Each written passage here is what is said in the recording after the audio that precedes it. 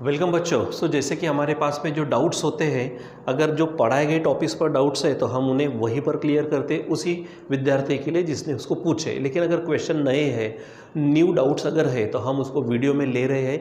कई दिनों से तो हमारा यही चल रहा। तो आज फिर से हमारे पास में हमारे फिजिक्स के क्लास में वेक्टर चैप्टर पर डाउट्स पूछे गए हैं। तो उस डाउट्स को हम क्या करते हैं, यहाँ पर क्लियर करते हैं ताकि इसका फ़ायदा बाकी बच्चों को भी हो जाए। ठीक है, तो चलो यहाँ पर शुरुआत करते हैं। हमारे पास एक क्वेश्चन नंबर फर्स्ट।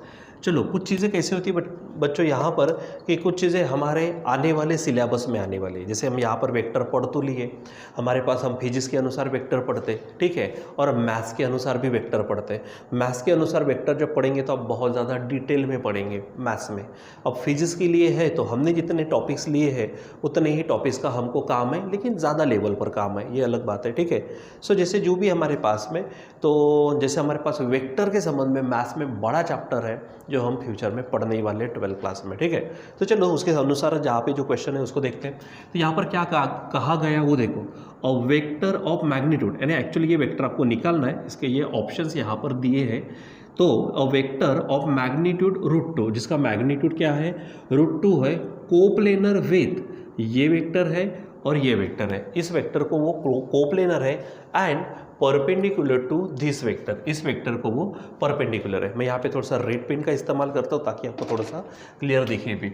देखो यहाँ पर ये दो कोप्लेनर है, ठीक है, और ये परपेंडिकुलर है। ठीक है, तो जब अगर ऐसा है तो वो वेक्टर आपको निकालना है। कौन सा वेक्टर निकालना है, जिसका मैग्नीट्यूड कितना होना चाहिए, मैग्नीट्यूड √2 होना चाहिए, और वो इन दोनों के साथ कोप्लेनर। जैसे ये है तो ये मान लीजिए ये वेक्टर है, ये दूसरा ये वेक्टर है, तो जो रिक्वायर्ड वेक्टर है वो इसके साथ कोप्लेनर हो। कोप्लेनर का मतलब एक ही प्लेन में हो और वो इस वेक्टर को परपेंडिकुलर हो, यानी यहाँ पर ऐसा एक आधा कोई वेक्टर है तो वैसा रहेगा। तो यहाँ पर स्केलर ट्रिपल प्रोडक्ट की हमारे पास कंसेप्ट है जो हम यहाँ पे तो नहीं लेकिन मैथ्स में पढ़ने ही वाले हैं। ठीक है, यहाँ पर सॉल्व करते समय एक चीज़ थोड़ी सी ध्यान में रखो, यानी आसानी हो जाएगी बहुत सारी। जिसको परपेंडिकुलर है या फिर जो परपेंडिकुलर है, जिसको हम ऑर्थोगोनल वेक्टर कह चुके, आप उसको ए ले लेना, वेक्टर ए। ठीक है, और बाकी को आप बी और सी ले सकते हो। जो मैंने कहा उसको सुनो जरा सा। जैसे ये दोनों कोप्लेनर है और परपेंडिकुलर कौन है, ये, तो आप इसको वेक्टर ए समझ लेना, इसको आप वेक्टर बी और वेक्टर सी समझो, ताकि बराबर आसानी से कुछ चीज़ें होती है। और जिस ऑर्डर से मैं आपको यहाँ पर बताता हूँ उसी ऑर्डर से आप जाइए। ठीक है, तो देखो इसको परपेंडिकुलर है तो मैं इसको ले लेता हूँ, इसको वेक्टर ए लेते, यानी vector A is equal to क्या है, vector I plus J plus K. ठीक है, अब इसको और इसको आप बी और सी ले लो, तो ये बी है तो बी क्या बनेगा, आई प्लस जे प्लस 2k, और ये बनेगा आपका सी। तो वेक्टर सी ध्यान में रखना क्या है, आई 2j प्लस के, तो ये है आई प्लस 2j है प्लस के है। ठीक है, ये अब जबकि क्योंकि हम यहाँ पे स्केलर ट्रिपल प्रोडक्ट का इस्तेमाल करने वाले, उसमें लगने वाली जो प्रॉपर्टी है उसका इस्तेमाल करेंगे, तो आप इसको पहले निकाल के रख दो।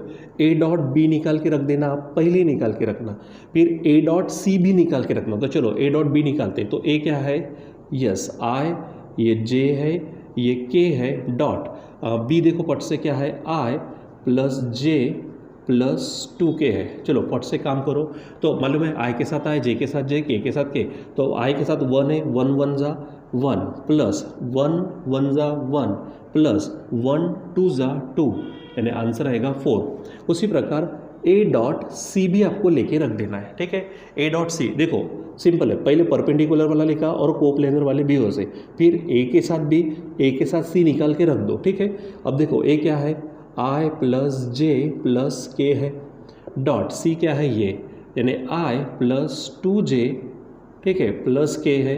अब इसको सॉल्व करो तो 1 1 जा 1, 1 2 जा 2 प्लस 1 1 जा फिर से 1, यानी फिर से यहाँ पर 4 होगा। ठीक है, चलो अब आगे बढ़ते हैं। एक और काम करके रखना, आप b माइनस सी ये भी निकाल के रखना। मैं आपको ऑर्डर बता रहा हूँ, इस ऑर्डर से जाना। पहले a डॉट बी, पहले सबसे पहले तो वेक्टर लेते समय परपेंडिकुलर वाला जो होगा वो a, बाकी दोनों को b और c। उसके बाद a डॉट बी निकाल के रखना, a डॉट सी निकाल के रखना, उसके बाद b माइनस सी निकाल के रखना, परपेंडिकुलर वाला छोड़कर। ठीक है, क्योंकि हम जब मैथ्स में पढ़ेंगे तो वहाँ पे तो बहुत सारे ट्रिक्स है, वही मैं आपको यहाँ पर बता रहा हूँ, क्योंकि ये जो प्रॉब्लम आता है ये प्रॉब्लम हम मैथ्स में से उठाते हैं। ठीक है, सॉल्व होता है जल्दी। तो b माइनस से निकाल के रखो, b क्या है हमारे पास, देखो ये i है प्लस ये j +2k है, ठीक है, माइनस c क्या है, ये है i +2j +k है। थोड़ा फट से करो तो देखो i है, यहाँ पे 1i माइनस 1i कैंसिल होगा, j यानी 1j माइनस 2j यानी माइनस j आएगा, यहाँ पे +2k है -1k यानी यहाँ पर k हो जाएगा। ये ध्यान में रखो, ये निकाल के रख दिया। अब उसके बाद में अब आपको क्या चाहिए, वो वेक्टर चाहिए जिसका मैग्नीट्यूड √2 है, मालूम नहीं है तो लेट मान लीजिए, ठीक है, क्या बोलेंगे, let vector r be the required vector. ये क्या है, हमारा रिक्वायर्ड वेक्टर है, ठीक है, जिसका मैग्नीट्यूड कितना दिया है, √2 यानी magnitude of vector r is equal to √2। ये हमको क्या है, गिवन है, ये लिख के रख देना, लिख दिया हमने, ठीक है। चलो अब उसके बाद में जो कंडीशन दी है उसके अनुसार यहाँ पर स्केलर ट्रिपल प्रोडक्ट से काम चलाएंगे। कंडीशन क्या है, जो वेक्टर r जिसका मैग्नीट्यूड √2 है वो कोप्लेनर है इन दोनों के साथ और परपेंडिकुलर है इसके साथ, इसीलिए मैं हेडिंग डालूंगा बाय कंडीशन। क्या बोलेंगे हम, बाय कंडीशन। तो वेक्टर r जो रिक्वायर्ड है जिसका मैग्नीट्यूड √2 है वो इन दोनों के साथ में क्या है, कोप्लेनर है, इसको परपेंडिकुलर है। उसको लिखते समय हम कोई एक आधा स्केलर ले लेंगे, समझो t स्केलर है, और यहाँ पे स्केलर ट्रिपल प्रोडक्ट लिखेंगे। कैसा, तो वेक्टर a क्रॉस ब्रैकेट में लेना vector b cross vector c, और हम इसको ज़्यादा डिटेल में मैथ्स में तो पढ़ेंगे, ठीक है। चलो यहाँ पे नई चीज़ कौन सी है, यहाँ पे हमने t लिया, ये कोई भी एक आधा स्केलर है, एनी स्केलर यानी एक आधा कोई कांस्टेंट है, उसकी वैल्यू हमको निकालना पड़ता है, हम जब इसमें निकालेंगे। चलो सॉल्व करना शुरू करो। तो ये t है, यहाँ पे वेक्टर मत बताना। अब यहाँ पे बच्चों क्या है कि यहाँ पर हमारे पास में एक टेक्निक है इसको सॉल्व करने की, ये प्रॉपर्टी है, जब हम फ्यूचर में मैथ्स में पढ़ेंगे तो क्लियर हो ही जाएगा। फिर भी ध्यान में रखना, ये वेक्टर a है, ठीक है, उसका डॉट प्रोडक्ट लेना c के साथ, जो सेकंड है उसके साथ, c के साथ, और बाहर में वेक्टर b लेना, फिर माइनस करना, फिर उसी का वेक्टर a का अब लेना b के साथ, तो बाहर में जाएगा c। ये बराबर क्लियर ध्यान में रखना, a के साथ डॉट प्रोडक्ट c, बाहर में b, a के साथ डॉट प्रोडक्ट b, बाहर में c, ठीक है। इसको बराबर आप सॉल्व करते चलना, ठीक है।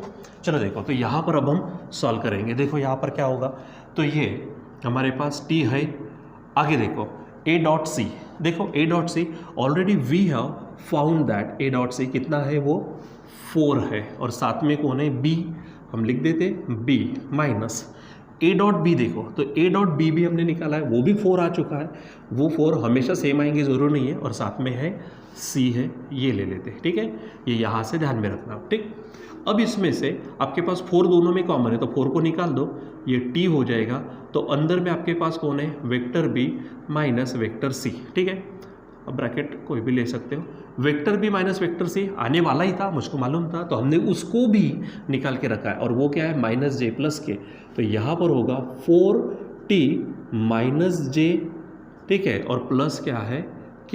ये किसकी वैल्यू है, हमारे b माइनस c की, देखो b माइनस c लिखा के रखा है, और लेफ्ट हैंड साइड में आपके पास क्या है, वेक्टर r।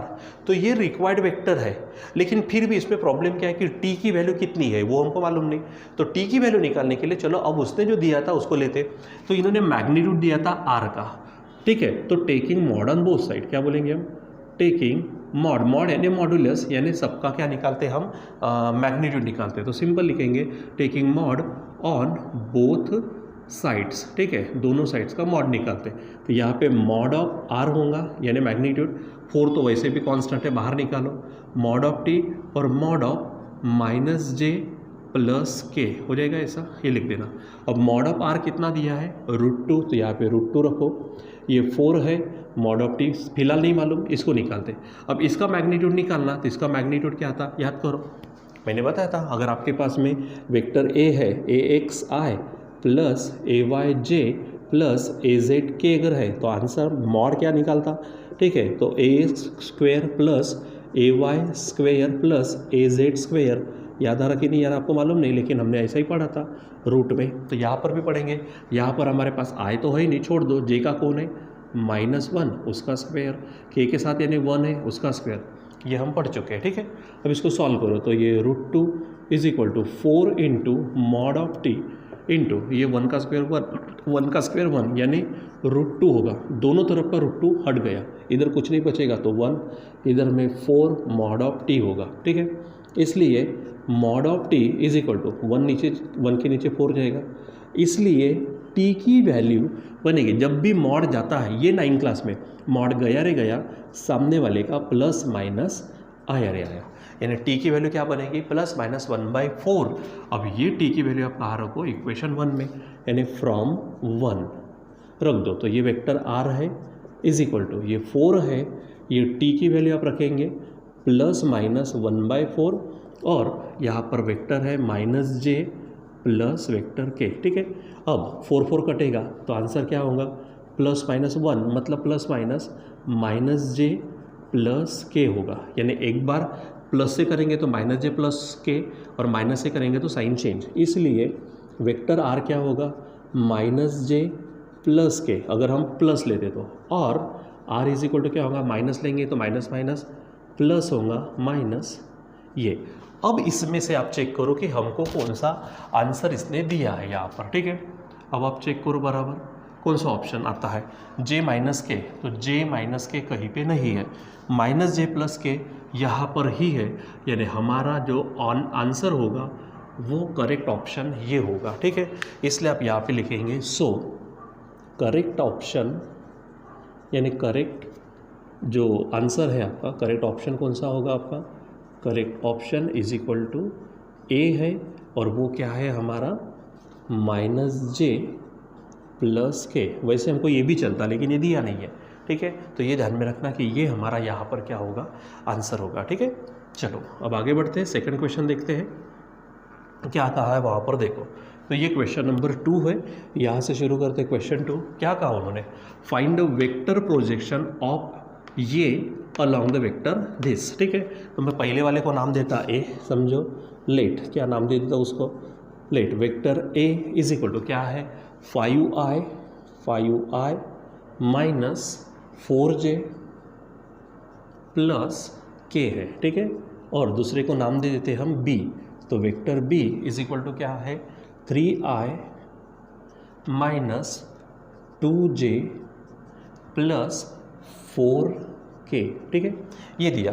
अब आपको क्या निकालना है, वेक्टर प्रोजेक्शन ऑफ दिस, यानी vector projection of A along vector B, ठीक है। तो इसके लिए आप डॉट प्रोडक्ट लेना, ठीक है। वी हैव डॉट प्रोडक्ट क्या है, vector A dot vector B is equal to A into B cos theta. अगर आप भूल गए होंगे तो बराबर चेक करना, डायरी में सब मिल जाएगा, ए इंटू बी कॉस थीटा। अब आपको प्रोजेक्शन किसका चाहिए, प्रोजेक्शन यानी कंपोनेंट, ठीक है, तो किसका component, vector this vector along this vector, यानी वेक्टर ए का प्रोजेक्शन बी के ऊपर, तो ए को के कॉस थीटा के साथ में ले लो, यानी क्या बोलेंगे हम यहाँ पर, बी को सेपरेट करो और ये होगा ए कॉस थीटा, ठीक है। तो इसको बोलते कंपोनेंट या फिर प्रोजेक्शन, ठीक है, यानी क्या बोलेंगे, the vector projection of A along B, ठीक है, ये रहता। यानी यहाँ पर अगर हम बात करते हैं कि क्या बोलेंगे हम, the projection of A along B, क्या कहेंगे, so projection of vector A along vector B is equal to, तो आपको निकालना पड़ता है ए इंटू कॉस थीटा, ठीक है, और ए कॉस थीटा आपका क्या आ चुका है, देखो ये बी जब नीचे जाएगा तब मिलेगा आपको, सो यहाँ पर क्या होगा, A cos theta is equal to, A cos theta चाहिए, बी को इसके नीचे फेंक दो, यानी vector A dot vector B upon B, सिर्फ बी का मतलब बी का मैग्नीट्यूड, ठीक है, ये ध्यान में रखो आप, ठीक है। तो ये यहाँ लिख सकते हैं आप, या फिर यहाँ लिखेंगे तो भी चल जाएगा, यहाँ से कंटिन्यू कर सकते हैं आप, ठीक है। तो इसको सॉल्व कर लो तो क्या होगा हमारे पास में, ये ध्यान में रखना, इक्वेशन फर्स्ट, पहले इसकी वैल्यू निकालते हैं, ठीक है। तो क्या होगा, वेक्टर ए, तो वेक्टर ए देखो क्या है, ये है हमारे पास 5i minus 4j plus K, ठीक है, इंटू बी का क्या है, देखो ये 3i है, 3i minus 2j plus 4k, ठीक है। तो ये आप इसको सॉल्व करो, और नीचे में b का मैग्नीट्यूड, तो मैग्नीट्यूड निकालने के लिए ये स्क्वायर रूट वाला, तो स्क्वायर रूट वाला, लेकिन किसका, b का, तो ये b है, तो b का क्या है, 3 square plus minus 2 square plus 4 square, magnitude direct निकालना कोएफिशिएंट के स्क्वायर्स की एडिशन रूट में, ठीक है। तो सॉल्व करो, तो देखो यहाँ पे 5 3 15 माइनस प्लस 4 2 ज़ा 8, ठीक है, और यहाँ पे 1 है, 1 के साथ 4 यानी ये होगा, ठीक है। इसको सॉल्व करो तो ये क्या होगा, 3 का स्क्वायर 9 प्लस 2 का स्क्वायर 4 प्लस इसका बनेगा 16, ठीक है। तो यहाँ पर चेक करो, ये 15 15 8 और 4 12 12 और 15 बनेंगे 27, तो 27 अपॉन 4 प्लस 16 ये बनेंगे 20 20 और ये √29। सो बच्चों यहाँ पर एक चीज़ नोट करने लायक है जो आपको मैं बताना चाहूँगा। यहाँ पर मैंने हेडिंग जो डाली है projection of A along B कहा मैंने, ठीक है। यहाँ पे वेक्टर शब्द जोड़ा नहीं, जब सिर्फ प्रोजेक्शन आता तो ये वैल्यू आती है जिसको मैग्नीट्यूड बोलते हैं, ठीक है। और यहाँ पर शब्द उन्होंने डाला है वेक्टर प्रोजेक्शन, तो जब वेक्टर प्रोजेक्शन निकालते हैं तो वहाँ पे थोड़ा से चेंजेस और करने पड़ते हैं। तो मैं यहाँ पे लिख देता हूँ, ये ध्यान में भी रखना, स्टार पॉइंट के जैसा ध्यान में रख देना आप इसको, ठीक है। तो क्या बोलेंगे हम, vector projection of vector A along vector B, ठीक है, इज इक्वल टू, तो मैंने ये सिर्फ प्रोजेक्शन है तो यहाँ पर ध्यान में रखना a cos theta into vector B upon B. अब आप बोलेंगे ये सर क्या चीज़ है, तो ये हमारा यूनिट वेक्टर है। यूनिट वेक्टर को मैग्नीट्यूड से अगर मल्टीप्लाई कर दो तो वेक्टर मिल जाएगा, तो वही हमको चाहिए है। तो a देखो, vector projection of vector A along vector B, formula ध्यान में रखना, a cos theta vector B upon B उसका मैग्नीट्यूड, ठीक है। तो अब a cos थीटा कितना आ चुका है हमारा, तो 27 अपॉन √29 इंटू वेक्टर बी, देखो ये वेक्टर बी है हमारे पास, तो वेक्टर बी क्या है 3i minus 2j plus 4k, ठीक है। और ऑलरेडी बी का मैग्नीट्यूड हमने, ये देखो ये बी का ही मैग्नीट्यूड था, फिर भी आप बता सकते हो फट से करके, यहाँ पर क्या हो जाएगा 3 स्क्वेयर माइनस 2 स्क्वेयर प्लस 4 का स्क्वेयर, तो आंसर आएगा हमारे पास में ये 27 अपॉन √29 है। यहाँ पर ब्रैकेट में 3i minus 2j plus 4k upon नीचे फिर से वही आने वाला है √29 ये बन जाएगा 29 यानी 27 अपॉन 29, ब्रैकेट में होगा 3i minus 2j plus 4k।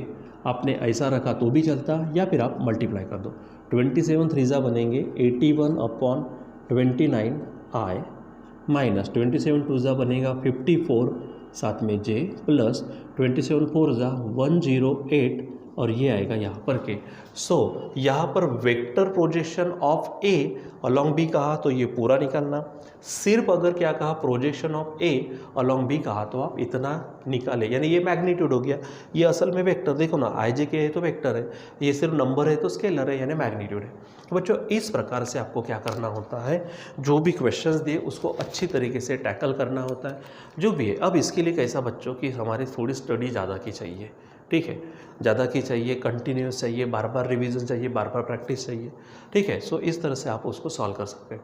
मैंने पहले भी कहा, अभी भी कह रहा हूँ, जो भी डाउट्स जिस वीडियो में आज के ही टीचिंग में आए तो आपको मैंने नंबर्स दिए हैं हर किसी टीचर्स के, आप उनको उसी समय वीडियो को पॉज करके क्या कर सकते हैं, उन टीचर को पूछ सकते हो।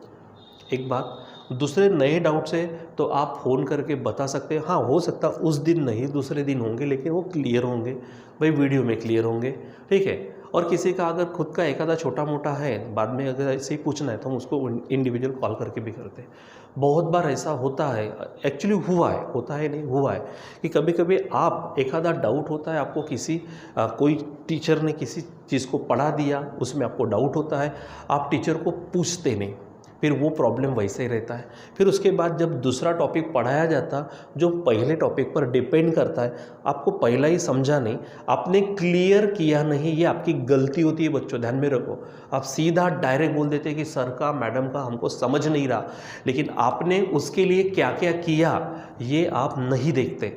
आप पहली बार अगर आपको डाउट जाता है, सबसे पहले फिर डबल वीडियो देखो, डबल पढ़ो, रीडिंग करो, नहीं समझता फिर दूसरा आप अपने दोस्त मित्र से डिस्कशन करो कि भाई ये सर ने पढ़ा था, ऐसा ऐसा है तो वो करना चाहिए, वो नहीं किया, फिर उसके बाद मैडम टीचर जो भी रहेंगे आपने उनको पूछना चाहिए कि मैडम आपने ये पढ़ाया था, सर आपने ये पढ़ाया था, लेकिन थोड़ा समझा नहीं है, प्लीज़ रिपीट कर दो।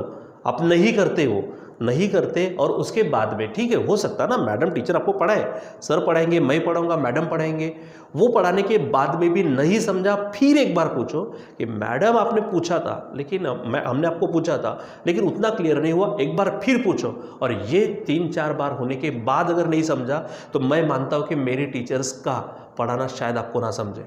लेकिन इन सब चीज़ों से आप जाते नहीं हो और डायरेक्ट ब्लेम कर देते हो कि सर नहीं समझ रहा है। ठीक है, अरे कैसे आसमान से टपकेगा, कोई नॉलेज है एकदम ऐसे फल के जैसा टपकेगा आसमान से? बार बार करना पड़ता है, खुद करना पड़ता है, दोस्तों से डिस्कशन करना पड़ता है, टीचर से डिस्कशन करना पड़ता है, फिर डबल करना पड़ता है, फिर पूछना पड़ता है। और ये सब होने के बाद में भी नहीं समझता तो हम बोलेंगे कि किसी टीचर का हमको नहीं समझता। यहाँ पर प्लीज़ ये चीज़ करो। आप नहीं समझता, नंबर्स दिए हैं, पूछो आप उनको। एक आधा टॉपिक नहीं समझा उसी समय क्लियर करो ना, क्यों उसको रखते हो, क्यों आप उसको बार बार ये करते हो कि नहीं, पोस्टपोन करने की कोशिश करते, नहीं पूछा तो भी, और उसके बाद ठीक है नहीं समझा। अरे नहीं समझा, ट्राई तो किया नहीं आपने, बस डायरेक्ट हो जाएगा क्या ऐसा? वैसे नॉलेज नहीं होता। बाकी बच्चे कैसे पूछ रहे हैं, नए क्वेश्चन आते वो पूछते, बाकी इसमें प्रॉब्लम्स आते वो पूछते, आप सबके लिए टेस्ट को हम एक्सप्लेन कर रहे हैं, ये सब चीज़ें यहाँ पर हो रही, तो फिर आप क्यों नहीं कर रहे? आप डायरेक्ट ये क्यों बोलते हो कि हमको नहीं समझा? पहले कोशिश करो, दूसरे से डिस्कशन करो, मैडम लोगों से, टीचर लोगों से, सर लोगों से डिस्कशन करो, उसके बाद डिसीजन लो, समझता कि नहीं समझता। डायरेक्ट एकदम से नहीं होता, क्योंकि ये थोड़ा सा गुस्से टाइप आपको लग रहा होगा ये, लेकिन ये चीज़ है कि आप कुछ नहीं करते, डायरेक्ट हमारा ब्लेम गेम होता है। एक आधा नहीं समझा, टीचर का नहीं समझता। अबे हमने क्या कोशिश की? कुछ नहीं कोशिश की। बार बार कोशिश करनी चाहिए, करना चाहिए, तब जाके हमको आएगा। अगर बाकी बच्चे कर सकते तो हम भी कर सकते। किसी बच्चे को प्रॉब्लम्स होती है, नहीं एक दूसरे से बात करते, क्यों बात नहीं करते भाई? ऐसा कैसा डरते हो आप लोग टीचर से? मैं इतनी बार कह रहा हूँ, हर बार 2-4 दिनों के बाद में कही देता हूँ आपसे कि भाई आप डिस्कशन करो, ये करो। हो सकता है ना आज का आपने डाउट्स पूछा, हो सकता उस दिन क्लियर ना हो, दूसरे दिन, तीसरे दिन होगा, लेकिन हम बैठे हैं, कोशिश कर रहे हैं। आमने सामने होता तो एकदम डायरेक्ट करते, यहाँ पे थोड़ी प्रॉब्लम जाती है, फिर भी कोशिश कर रहे हैं हम। लेकिन आपकी तरफ से कुछ नहीं होगा बच्चों, तो फिर प्रॉब्लम्स होंगे और उसका नुकसान आपको होगा। कितने टीचर्स को बदलेंगे आप? क्वेश्चन है, कितने टीचर्स को बदलेंगे आप? इनका नहीं समझा दूसरे समझा तीसरा, पूरे जीवन भर यही नहीं करेंगे हम, पूरे साल भर यही नहीं करेंगे हम। बस सिंपल सा, एकदम सिंपल सा, जहाँ पे नहीं समझा वीडियो को पॉज करो, या मैडम लोगों को, टीचर लोगों को, सर लोगों को पूछ लो पट से। एक आधा नया है तो वहाँ पे क्लियर कर लो, अपने अपने डाउट्स को क्लियर कर लो और आगे बढ़ो और प्रैक्टिस करो। इतना समय हमको मिला है, दिन भर पूरा खाली बैठे हैं हम, टाइम पास कर रहे हैं। कुछ लोग सिर्फ टाइम पास कर रहे हैं कि बस कुछ तो भी करना है, वीडियो आएंगे देखेंगे, नहीं देखेंगे तो दूसरे दिन देखेंगे। टेस्ट पेपर में भी वैसा ही चल रहा। अभी दिन भर भंडारा लगा के रखते हो आप, दिन भर। हमने जब पेपर्स दिए, कुछ बच्चे कैसे, इधर पेपर आए, बिल्कुल आधे घंटे में पेपर हमको बिल्कुल सॉल्व करके उसके ऑप्शन हमको भेज देते। कुछ लोग 8-8, 9-9 रात को भेजते, 10-10, 11-11 बजे तक भेजते हो। ये कोई क्या मजाक लगा रखा है आप लोगों ने टेस्ट पेपर से? अगर आपको 10 बजे, 10:15 बजे हम पेपर्स दे रहे, हद हो गई। 12 बजे तक, 1 बजे तक आपके पेपर्स आ जाने चाहिए। समझता नहीं आप लोगों को? वीडियो में ये कह रहा हूँ, आपको थोड़ा सा गुस्सा लगेगा, इसके लिए पार्डन, सॉरी भाई। लेकिन ये चीज़ है बच्चों, रियलिटी यही है कि आप लोग नहीं कर रहे। आप लोग बस जस्ट कुछ तो भी हो गया, हमारा एडमिशन कर रहे हैं हम, जब कॉलेज चालू होगा तब देखेंगे। अबे झंडू बाम समझो इस बात को, कॉलेज चालू होगा तब तक क्या आलू छिलेंगे क्या? यहाँ पर आप करना पड़ेगा आपको, क्यों नहीं करते? यहाँ पर क्लास में होता तो इससे भी आपको मैं बहुत डांट फटकार से बताता, ठीक है। लेकिन कैसा क्लास नहीं चल रहा, वीडियो में इच्छा नहीं होती ये सब बातें करने की। लेकिन कुछ नहीं करेंगे तो सिर्फ और सिर्फ अपने माता पिता का पैसा बर्बाद करेंगे आप, और कुछ नहीं करेंगे। सिर्फ क्लास लगा देने से नहीं होता, आपको करना पड़ेगा, हर चीज़ करनी पड़ेगी, हर चीज़ की सुविधा करके रखी है।